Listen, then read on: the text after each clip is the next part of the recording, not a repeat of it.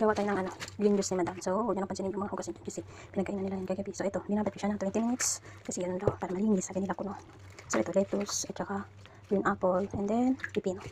4 na pipino yung ilalagay ko dyan. So, and then dalawang apple green, tapos lettuce. Ito siya. So, ito daw yung araw-araw na iniinom nila. Kasi nga, maganda daw sa katawan. Pero in fairness guys, masarap yung lasa niya.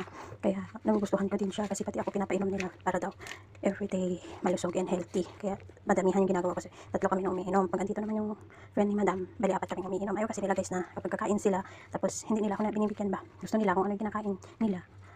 Kinakain ko din. So by the way, hindi ako nagluluto dito. May sarili silang chef na nagluluto para sa kanila kasi po yung mga amo ko is may kaya sa buhay, and then dalawa na lang din sila sa buhay, kaya siguro yun wala silang pinagkakagastusan. So ayan, ito yung mga pangunahing ingredients for my green juice tawag nila, kaya green juice na lang din, diba? So ayan, so start na tayo.